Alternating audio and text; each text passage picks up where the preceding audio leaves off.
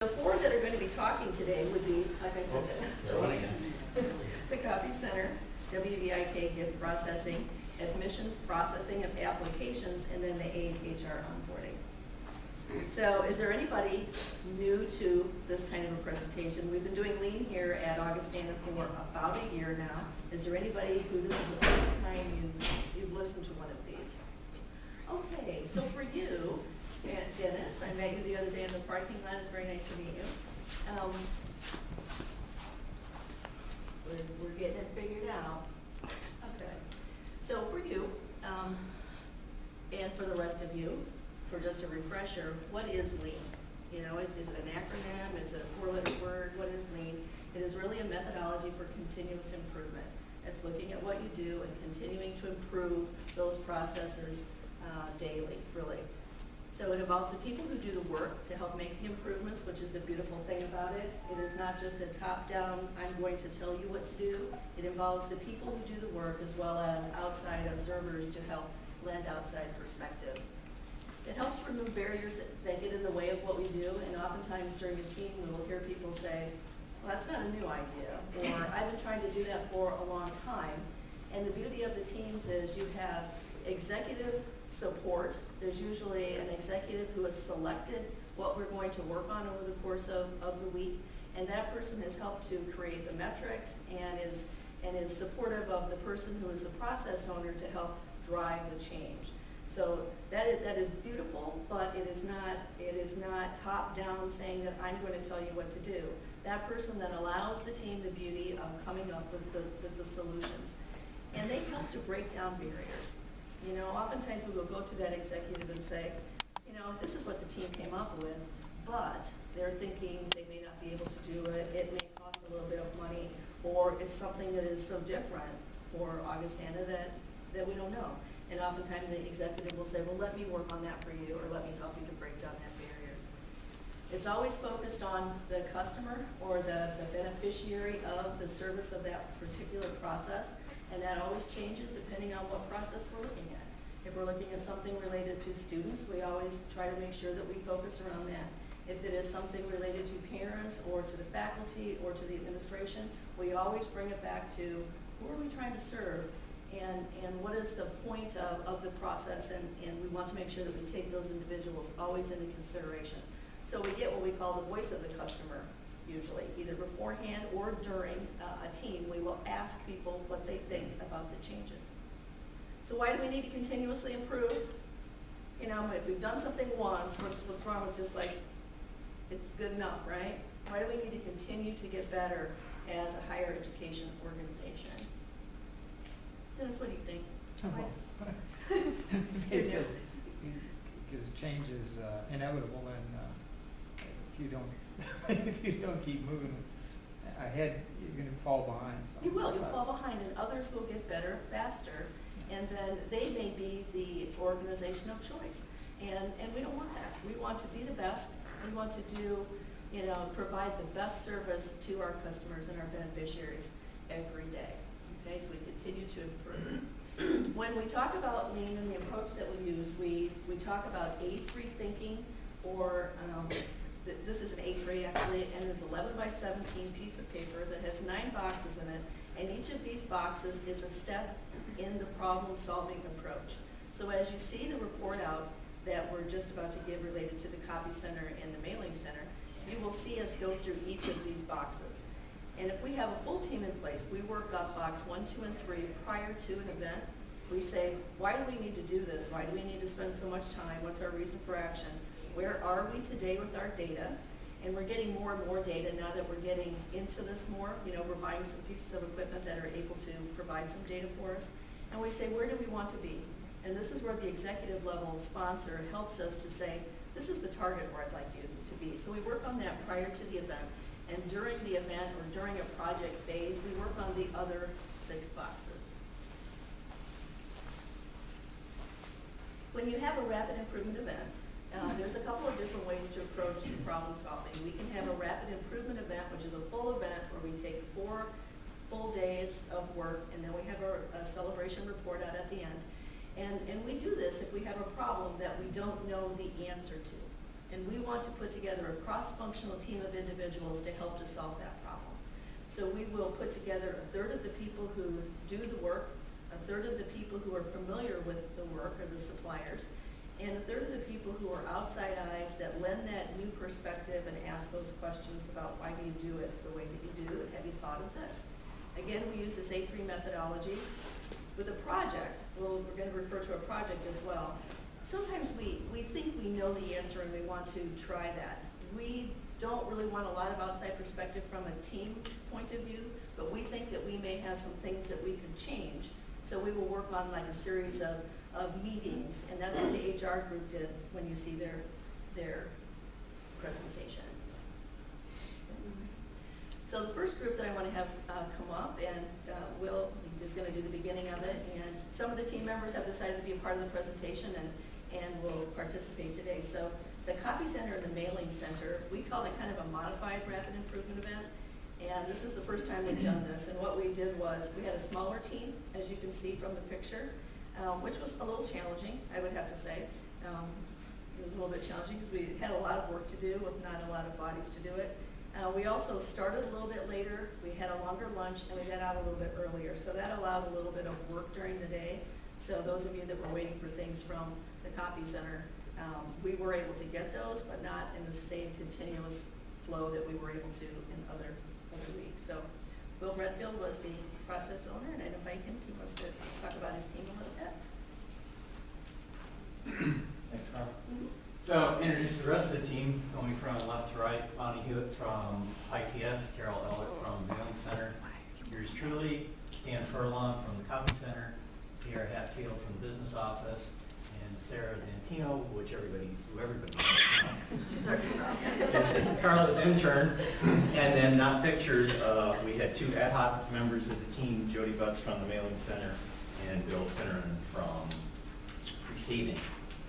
So Carla talked about the A3 form and where do you start? You start at the beginning, but some of you will say, well, now, wait a minute, didn't you guys already do a rapid improvement thing back in January? Well, we did, but it was a different focus. And for those of you who might have been here, that was about campus mail delivery and package delivery. And that involved receiving the post office as we knew it up in the College Center and bulk mail down in the basement of Sorensen.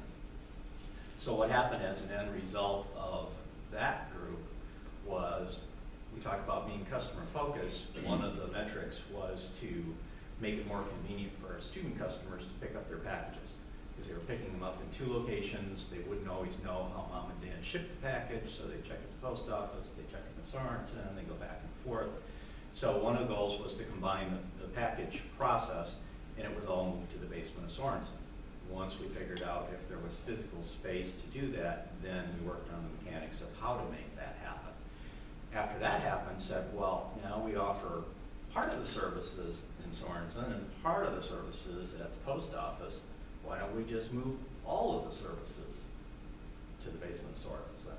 And we created the new mailing center, which is now a combination of the old bulk mail area and the post office that was in the College Center. So expanding upon that, which really leads us into the next step, the Copy Center was reporting to ITS. Well, their physical proximity is right next door to one another. So the decision was made, why don't we consolidate the Mailing Center and the Copy Center under one management, me. And if you think about it from an outside commercial perspective, think of FedEx Kinko's. You know, it used to be you went to Kinko's for copy, and you went to selected FedEx stores for mailing, and now it's FedEx Kinko's, and our younger generation probably doesn't even know that it's Kinko's by itself. So wouldn't it be nice if Augustana could kind of think of the operation in that same methodology, that the Mailing Center, Copy Center have been consolidated under one business unit, creating an opportunity for shared cross-training of services. So what's the scope? Well, the scope is Copy Center, Mailing Center roles and responsibility to include also the Copy Center billing process. So it was a kind of a dual, triple function thing. One, in order to do the work, you've got to know what the work is. So you create what's known as standard flow or standard work documents. Then obviously What happens if somebody's out sick or on vacation? Can one of the other people fill in? Well, they can, and they're all smart people, and they can probably figure out how to do the basics of the other person's job, but how long is it going to take them? So wouldn't it be nice if they were trained and at least had basic knowledge to be able to step in when needed? And then as we go through, you'll find out that the billing process that we use currently is a manual paper process with lots of steps involved. So is there anything that we can do to enhance or streamline that? So we talk about the prep state, and that's gathering the data if you have it. Well, one of the things with as a result of the first team, is we bought scanning software, which now allows all the packages to be tracked, checked in via computer, and checked out to the student via computer. And from that, we get data, we get reports, we know what the busiest day of the week is, we know what the busiest times of the day are, and now can look at that data and use it to help staff accordingly. Need to decide what the metrics are. So in the two operations, there were really only 5 documents that told people how to do jobs. And when we went through and defined all the different pieces of equipment and different pieces of software that people might need to know at a minimum, we came up with 16 different things that we probably should have instructions on. Complete cross-training, yeah, can't do it unless you train the people. And then we talked about the copy center billing process. Currently there are 24 steps, or what we call 24 touches in the process, and we want to try and get that down to 8.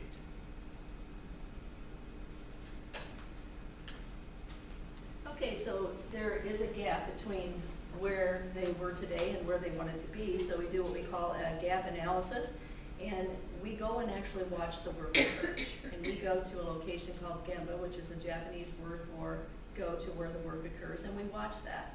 So we think we know, but when you go and actually watch and you talk to the people who do it, there's always discovery of what the work really looks like. So we went down and we watched the work, and we looked for waste. Waste not being things that are done wrong, waste being opportunities for eliminating a step or modifying a step. For example, if there's waiting or there's a lot of paper, is there a way to maybe streamline that? So we do what we call a waste walk and look for themes. Then we ask ourselves, why is that? Why do we do it that way? And we keep delving into that why, until we get into what we think is the root cause. Because the root cause leads us to brainstorming about solutions, about where we'd like to be. And the teams are always very anxious to get to solutions because we always think we know how to fix everything.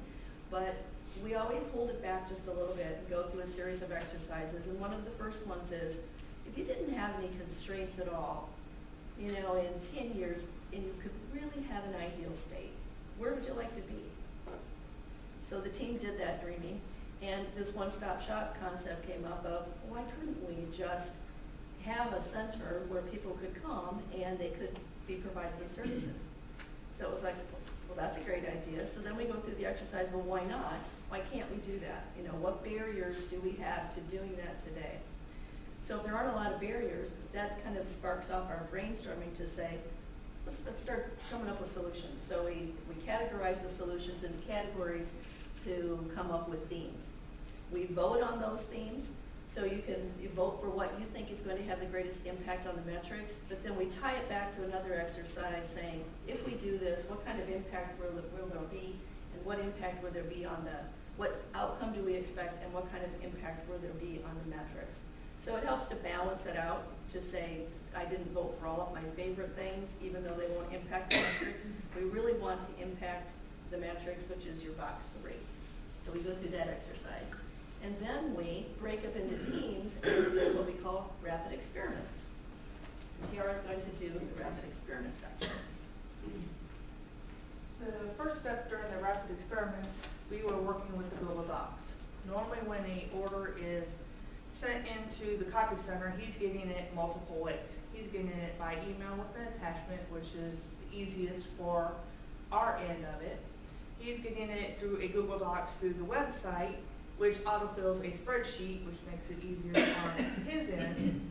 or we have the person walking in and placing the order verbally in person. So the first thing we wanted to do is find out why not everyone is using the Google Docs and find out what we can do to modify it. First thing we did was try to put things in more convenient order for everybody. We took off things that we didn't think anyone needed to submit at that time and added bigger sections for comments, and also made things that weren't as required. So if you're placing an order and you're normally going to do white, you don't have to fill that box in there. Once we did that, we went to some of the high users and said, all right, what do you think about this? Let's give it a try and we'll see what happens. It seems to have gone over well. The one thing that we're still having problems with and still working on is how to do the attachment through the Google Docs. That was our major complaint, but we're still working on that process and hoping to have that done and resolved soon. The Google Docs automatically feeds into a Google spreadsheet. On this Google spreadsheet, we can keep the data of how many work orders he's got during a day, how many orders he's got during a month, how quickly he put those orders out. So we really still needed the spreadsheet for all this data, but we needed to simplify it. So to help stand out on the end, we moved some of the columns around to where what he needs is up front, added a column for job status so he knows if it just came in, if the job's completed, if he's billed it. Because one of the things he found, he double billed a couple orders over the summer because he didn't know exactly where he was at. We also added multiple fields for the quantities, and we did quantities for price point. So we added that. He only has to enter the quantities, we enter the price points, it automatically calculates the order total at the end. Added the second sheet, went off the internal invoicing, what all's involved in that. So it automatically tabulates to the second sheet of the work order, the department that's going to be billed, and it also tabulates the work order total. So he only has to enter a quantity, he doesn't have to manually do all the calculations. And then we went on to, What was going on before it was manual, right? it was all manual. Handwriting everything, doing the keying on the calculator, and then copying and pasting. Next thing we did was go over the standard work documents. We have 13 that are done with 3 pending. Most of the pending, I think, had a lot to do with pictures and getting time to put it all together. We even tried the standard work docs. Bonnie and I went down and did notify. We know how to check in and check out packages now, which we've never been exposed to.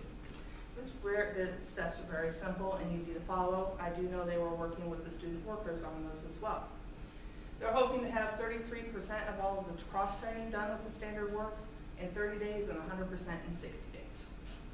They're all posted on the machines. And they're all posted on the machines for visual management, and we have them on a central location in the location and on the S drive, so everyone can access it in that area. We also are working with send out packages. We noticed that there's a bottleneck when the students are coming out of classes. So what Will was working with the mailing center is we're going to try the same setup that they have, but a different process for a couple weeks. And then we're going to try a different setup, and where there's going to be like 2 locations. So you have like picking up packages here, and if you have something to mail out here, it's going to be another location for a couple weeks, and then we'll see which one works better. The next thing we did was we actually went into the copy center location because it was very crowded. There was stuff everywhere. And we kind of organized it so it has a better workflow and people can move around it. And we can actually, hopefully, we're going to have a better inventory management of the paper that's down there. And a call out to those that helped with that cleanup at the last minute. That was pretty awesome. And Mario and your crew, so thank you. So box 8 is a confirmed state, which is how you measure yourself. There's always a measurement piece, and you say, you know, how are we doing on 30, 60, 90 days? If you get your event closed up before that, you don't need to go on that long, but create or enhance standard work documents. We actually ended up with 13. We expect to have the 16 by 90 days. Complete the cross-training. Again, there's a plan in place that by 60 days that will be 100%. And eliminate the steps. We were trying to impact 8 steps, and we actually impacted 13 steps, whether it was eliminated or enhanced. So that was a significant improvement. Insights, always insights related to the team, and I welcome the team to share some of their insights, but usually it's exhausting, it's usually a lot of sharing, it's good to get the group together, so it's good for people to see the big picture, so we always share insights at the end of each day and at the end of the week. So that completes their presentation, and we will have questions at the end, but the next team then, to give their sustainment, WBIK gift processing, they actually had their event back in April, and Rayanne's going to talk about their team and how they're doing. Yes. I think most of you were there for our original report out, but I'm Brianne Barogan-Myers. I'm Director of Advancement Services. So Advancement Services is a kind of a little sub-office of Advancement, and what we do is the gift processing for the college. So we're doing gift processing for Augustana. We're also doing gift processing for WBIK. So our focus was looking at WBIK gift processing and seeing how we could make some improvements there. We looked at 3 different metrics. We looked at receipt of gift to thank you, which means for us, not the moment it comes in the mail, but the moment the gift comes to our office for gift processing. From that moment until the receipt is sent out with a thank you and an acknowledgement to the donor. So we needed to look at that process. We wanted to meet a goal of having that from start to finish within 72 hours, and when we started, only 44% of what we were doing was met within that 72-hour window. So we were looking to improve that, which, do you see that? This is 100% by the end of that, you guys. Okay. So that was pretty exciting. And then our second metric was touches, which is very similar to what Will was talking about. For us, we were looking at the different steps that it was taking to do the whole processing.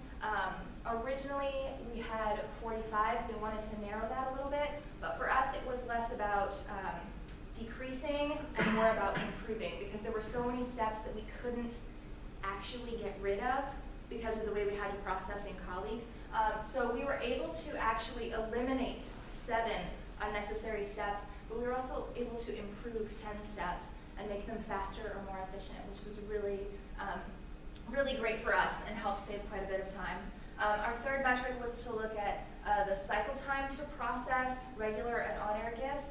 So meaning how long it was taking to process each gift that was coming through. We have different types of gifts. We have the credit card gifts and the checks, and we have sustainers, so people who are monthly givers. We have people who are one-time givers, setting up new pledges, pledge payments, all of these different things that we're doing. So we have the regular day-to-day gifts, and then on-air is actually when WBIK does their special, like if you guys listen to WBIK, there's like an on-air funds drive that they'll do for like a week or 8 or 10 days, where it's actually a lot more gifts. It's kind of that rapid, like we have all of these gifts, influx of gifts coming in. So we weren't able to test on-air during our week because there wasn't an on-air, there's not an on-air until next month. But we were able to look at regular gifts, and we took that, we reduced that from 100 seconds to process a gift to 65.5 seconds. So that was a good improvement for us. In addition to our metrics, we had, as you can see, a laundry list of other things that we wanted to accomplish, and that we are either on target for or have completed and had done all of that by the end of July. So we were kind of officially closed at the end of July. But there are some really awesome things on here that we were able to do in addition to our metrics that really helped us improve what we're doing. Number 3, our Challenger Circle determination. We were able to create a completely new process. Challenger Circle is like a recognition level that they have at WBIK for their donors. We were able to completely redo how we're looking at that process, how we're tracking those donors, and find different ways to do that make it more efficient, I think, on both ends. We're still kind of in a testing phase. Colleen, giving me a look there, maybe we're see, it's a good thing. Yeah, see, I got a thumbs up. So that was really awesome.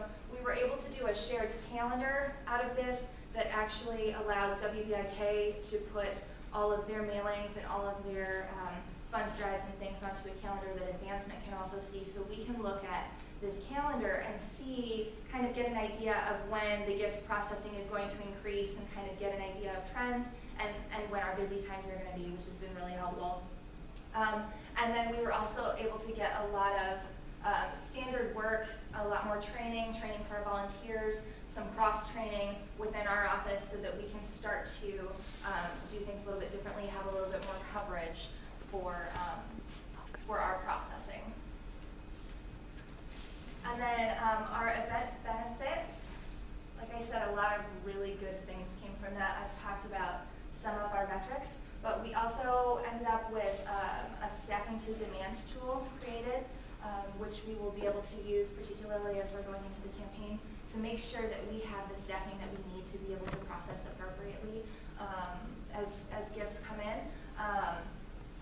One thing that we looked at with the turnaround time in the 72 hours, one thing that really helped us meet that metric was that we would have to, once the gift receipts were printed, Sue would put them in campus mail, and they would go up to WBIK, and then WBIK would print those or get those receipts and sign them and take care of things that way. But we made a subtle change where instead of mailing them, Sue would actually email the receipts to WBIK, and they would print them themselves.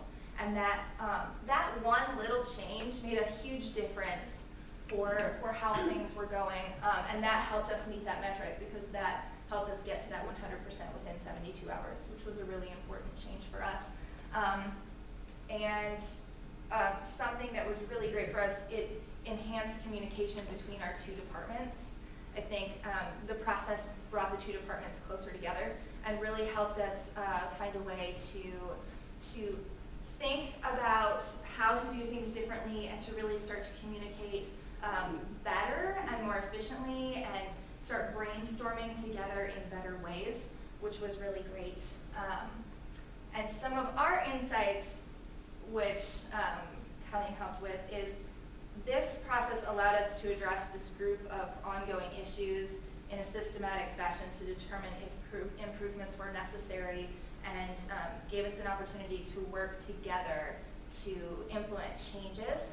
And it gave us an opportunity to work with some people that we wouldn't normally work with or work closely with and really brainstorm some great ideas. The current state map was a game changer for us. It helped us to actually see, we all had this sort of idea of what this gift processing was for WBIK, but until we got it on the wall and saw the chaos that it was, like we really had no idea what was behind that. So to actually see that all laid out was very eye-opening. It was very eye-opening for this process. And we learned, I think, through this process that sometimes those small changes make the biggest difference. And that's where we're at. So thank you, and again, we'll have questions at the end. It was very successful, great leadership from Brianne, and Julie Crockett was the cabinet sponsor and was very supportive throughout the entire thing, so great job. Okay, the next group then worked on application processing from admissions, and actually Amy Copeland approached me to say, how about if we do this in my area? And I'm like, well, all right, you go, girl. So what a leader in that regard. So this is her update. Hi, I'm Amy Copeland. I've been with Augustana for 15 years, and I've been in the admissions department for 8 years. My first year, we had 3,600 applications. Last year, we had 6,700 applications. So each year, I'm sorry, I should introduce the team, I apologize. We had Mike Pettis is an admissions counselor, Emily Johnson is an admission counselor, Matt Walsh, hiding behind, is a former admissions counselor. He's also in financial aid right now. Jill Kelly processes the applications every day. Becky Urton, with the glasses in front, has retired, and she's been, Jennifer Edwards has taken her place, and she's doing a fine job. Tammy McAuliffe was from ITS, Kimberly Dyer from Institutional Research, and Sam, you can come on down and stand by me. Okay. Thank you. So every year, Becky, Jill, and I, as we were going through the processes, we would always try to see ways that we can tweak it and make things a little better and handle all the paperwork that comes through.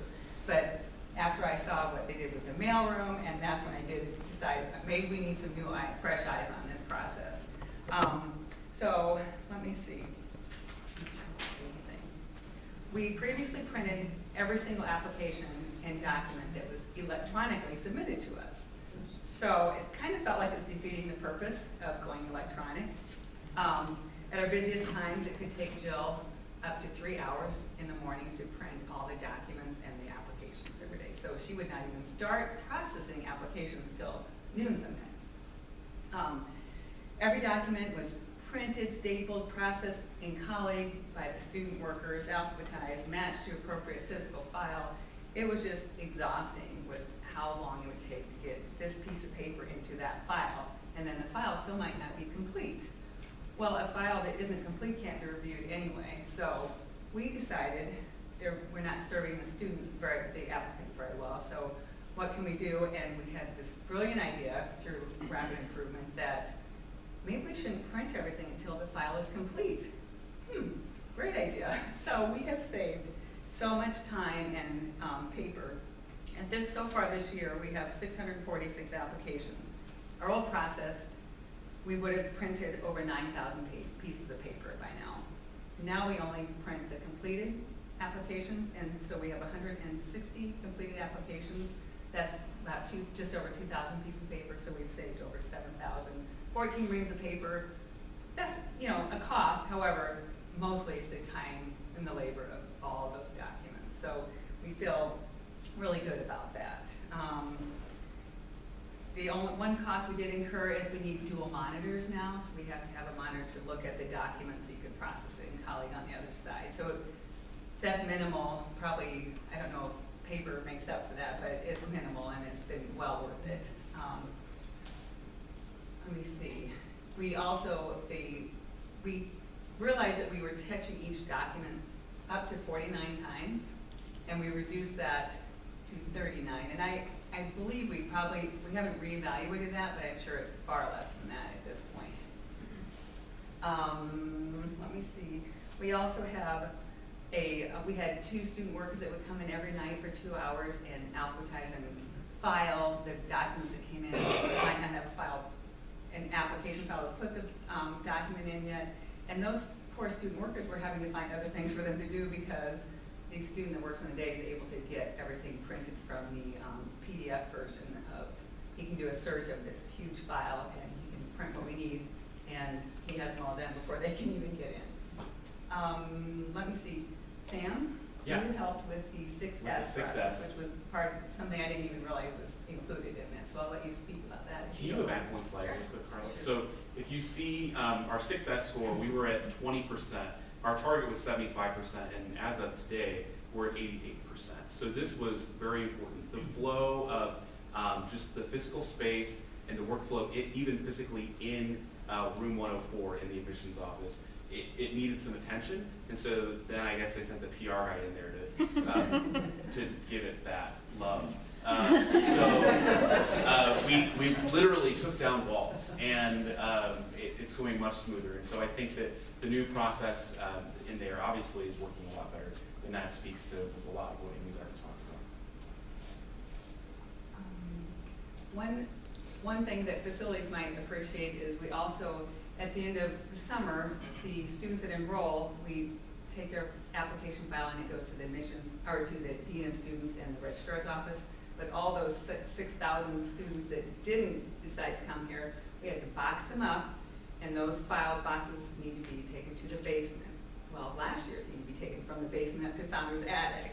So it's just a real big process for facilities at Skelton, and this year we will probably have at least 20 fewer boxes, which is, I think, they're so big and you can only take 2 or 3 per trip, and that's a lot of stairs, so I'm sure he will appreciate that also. Would you like me to go over? No, just, if there's anything in particular, just whatever.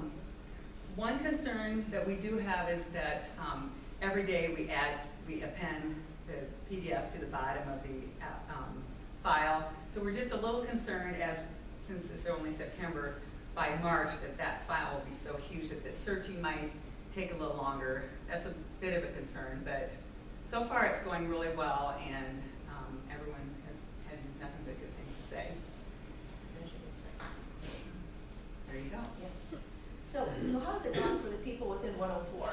How do they feel about their space and how Their it's changed space is their work? amazing because we had to bring in extra tables to have the documents set on so they could be stored, and then someone has to alphabetize them. Thank goodness for the alphabet, because these stack, we used to stack them by what, if they were applied, or if they were complete, or if they were, we just we just don't have to do that anymore. And how long it takes to alphabetize a huge stack is amazing. It's just amazing. And they feel really good about not having those papers, and Jill also being able to get right in. And she merges, the first thing she does is get the PDFs of the documents, and then she merges them, and then she's ready to put on applications already, and it's just been great. Good. So I don't know if you caught what she was talking about, there's still some things to look at. I mean, it's about continuous improvement. You change things, you need to continually look at what you're doing. Look at the time that is taking people and say, what could we do with that time now? So they're doing some different things with that time, so. Thank you. And thank you to Carla. She did an amazing job keeping us on track. So great job to that team again. All right, Laura. Okay, so we did a project with the HR team. So we did this a little differently than having the full week. It was a series of meetings, but we still went through the methodology of the A3. So we thought it was good to include that in the report today. Right, we didn't really think that's what we were asking Carla to do, but yeah, that's the way it ended up, which ended up being tremendously helpful to us. So we had 2 departures of long-term employees in the HR payroll area, and as our new colleagues, Lisa Sears and Jean Choke came, they had hundreds, possibly thousands of questions about why we did things the way that we did, and might we do something different. And so it was an excellent time for the HR and payroll team to really look at some of the things we do. We've called this the onboarding project. To me, onboarding is kind of a 1-year new employee. Really our scope was from the time they were hired until colleague recognized them, that they had everything they needed electronically. Still, there's other things that we'll do from there. As we looked at our current process, we felt like we were inconveniencing our new hires. It wasn't going smoothly. Carla wanted us to do a survey, which we kind of resisted, and then were pleasantly surprised that what we saw as problems really weren't affecting our customers. Didn't mean it wasn't a problem. But that allowed us to focus more internally. We also, there's very low tolerance for errors. When we get your pay wrong, that's typically a pretty big problem for you. And so what were some things we could put in place to make sure that errors could not occur? We looked at many touches, and so those of you that are newer employees remember that packet of info that we send you, and there's all different papers, some that HR needs, some that facilities need, some that payroll needs. So we saw that papers and files are being moved around a lot, and we were having issues where who's seen this person's file, and so we were walking around a lot to get the information that we needed. We also took a look at all the paper we have, how we store things, and took a look at 6S issues as well. We decided that outside eyes maybe were not one of the reasons that we kept this as a project perspective, and these were very internal processes that also had a lot of confidential information as well. What we ended up doing is taking a look at information sharing, both with each other and new employees. The ideal state, which I'm sure all of you that were hired this year were in that ideal state, is we send you information, you actually fill it out and bring it with you on the first day. And that wasn't happening. And so we looked at how we might be able to make that easier. Should we email that out versus a paper packet? Could we make it clear what you had to have on your first day, what benefit decisions we would ask you to make, that sort of thing, as well as how we share information among ourselves. And so, and finally, then we looked at standard work. The fact that new employees, or our new team members, when they came in, we didn't have complete documentation of the steps that they should follow.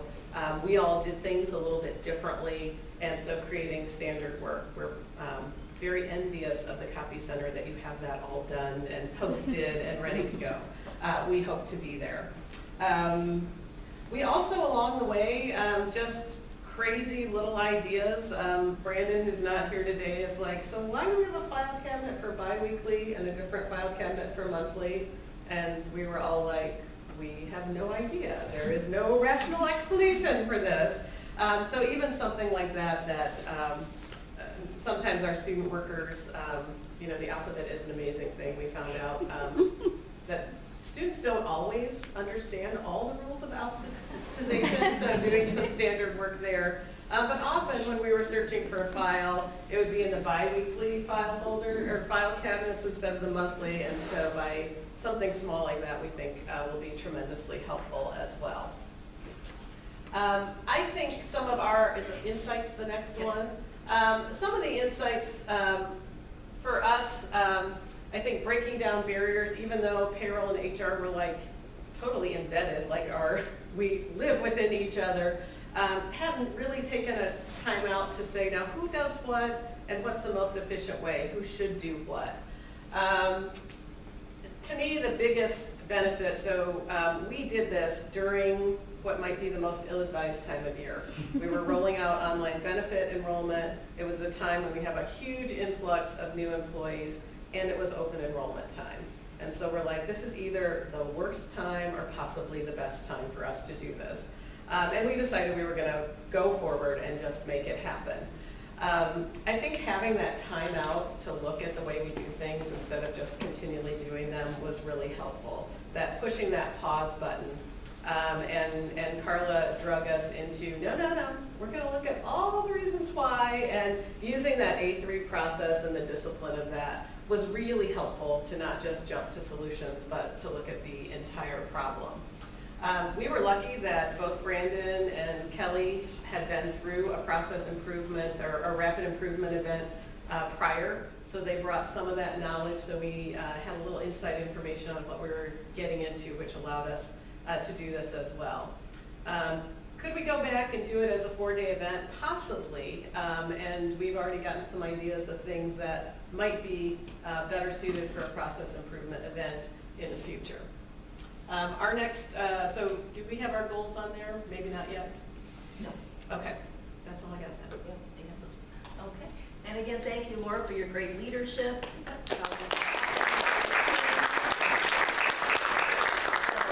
So I would like to invite those of you that just were part of that presentation, if you want to come back up front, and then maybe we could field a few questions. Don't be shy. I'm sure there's a few questions. I actually had a couple of emails.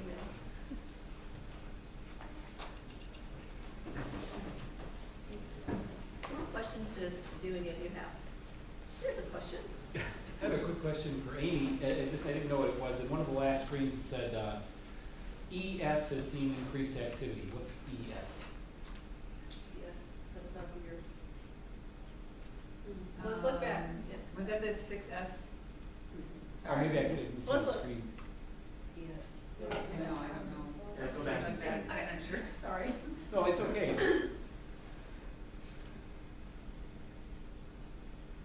Yeah, that's There it the was. previous one. ES has seen a lot of activity post-event. That's your area. That was something. Is that It was related to your area, seeing a lot of activity that was occurring after the event that wasn't really associated with the event. And so people continue to improve. Okay. Maybe it's a typo. And I'm user- really supposed to be related to their area. So, good question. Thank you.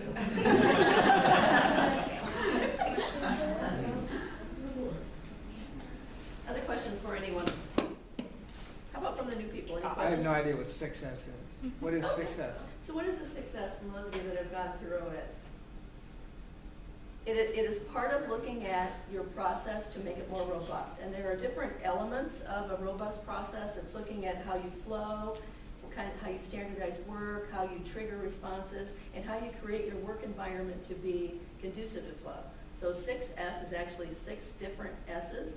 And you start out and you sort things out, things that can stay, things that go out, or things that you don't know for sure. You set in order of flow so that the way that you use things should be closer to you than things that you don't use as often.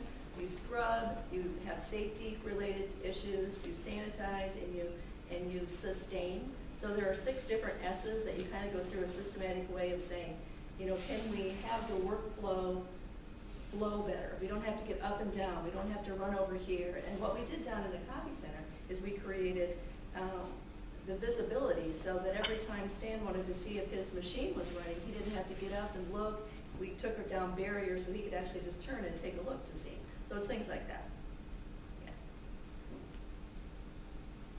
And it can be kind of painful to the people who are living within that space, because, you know, you live in, okay, like our garage at home, you know, you look at it and you're like, okay.